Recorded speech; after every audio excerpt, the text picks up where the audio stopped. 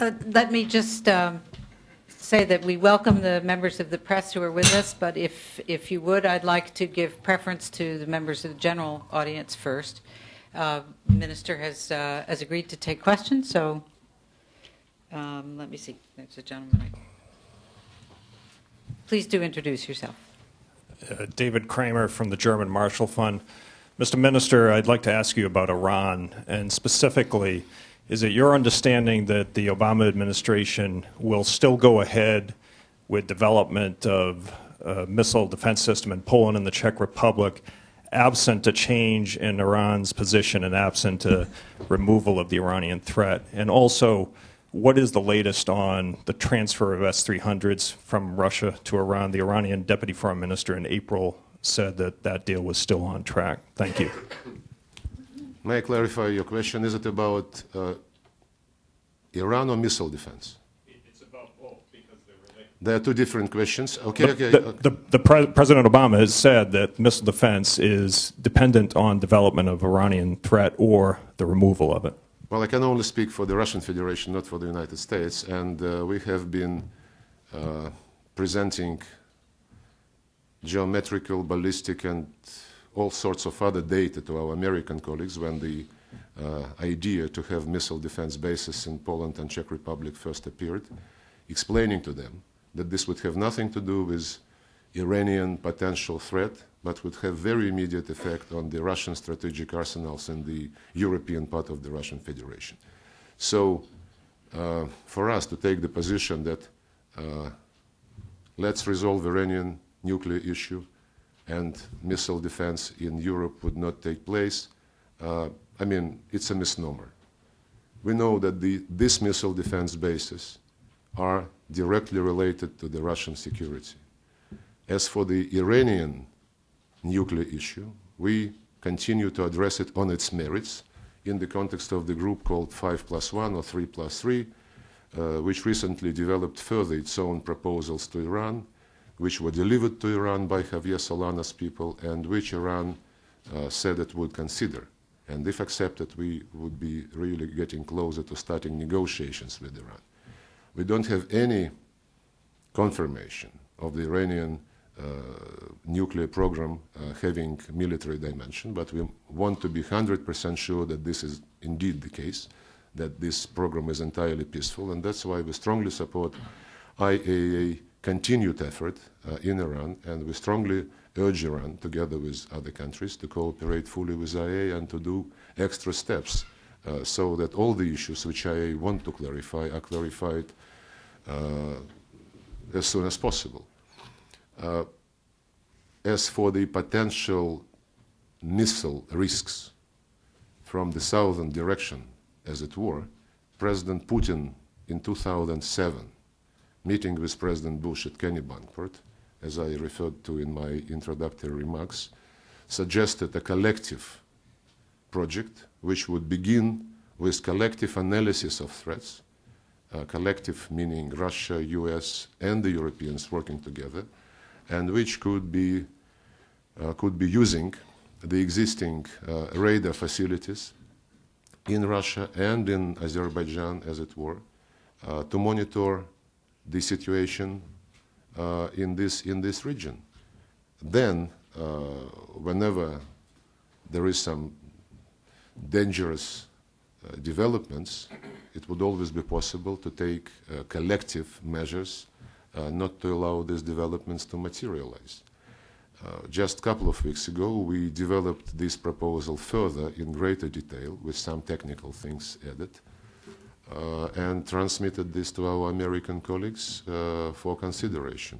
And I hope they would consider it in a constructive way. At least we discussed this today with Secretary Clinton, and she confirmed that the strategic review continues of the missile defense project, and that in the context of this review, the proposal submitted by Russia would be taken into account.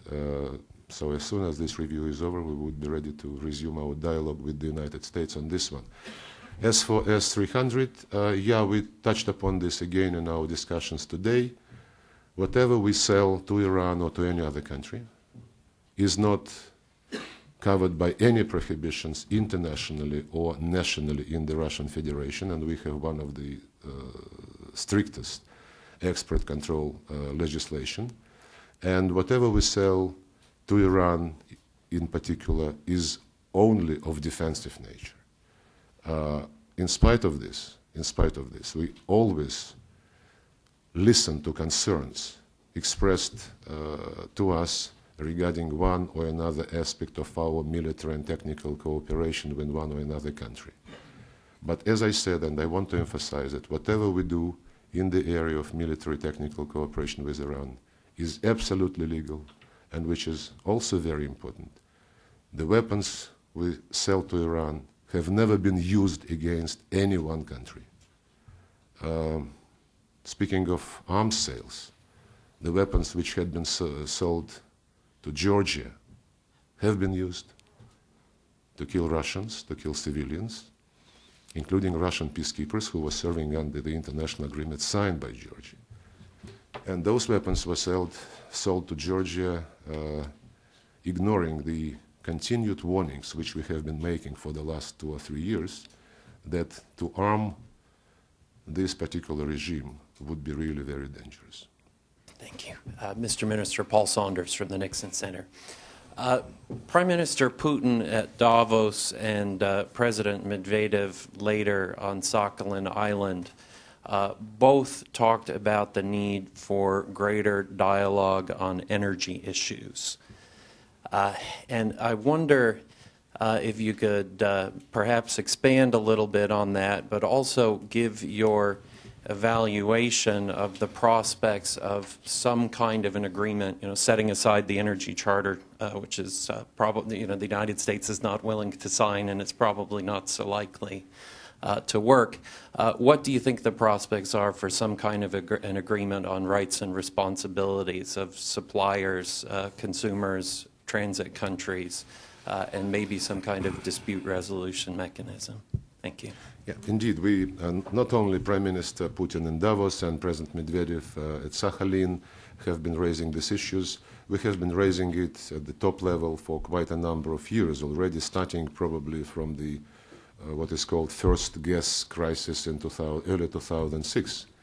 And we have been explaining why the energy charter is not going to work and why we are not going to be bound by it, which we formally said recently, if only because when the energy charter was signed by Russia, there was a deal that there would be additional protocols to that charter which would be negotiated, including the transit protocol, in the context of which we expected to resolve the issues which you are addressing now. This never happened, including, and also a couple of other deals attached to Russian signature to the energy charter were not delivered, in particular by the European Union, and I have in mind the commitment of the European Union to resolve the issue of barriers on the way of the trade in the Russian nuclear energy services. This is still pending. So eventually our position, yes, and when this crisis in early 2006 happened, EU suggested to have an early warning mechanism between Russia and the European Union. We said we would be ready and suggested that this mechanism should also include the transit countries. EU was not enthusiastic about this for whatever reason, I don't know. So the events of January this year made us absolutely convinced that we need something which would be working, unlike the Energy Charter and the treaty to the Energy Charter. That's why, speaking in Helsinki last month, President Medvedev announced our new initiative, which has since been circulated to all G20 members, including, of course, all G8 members,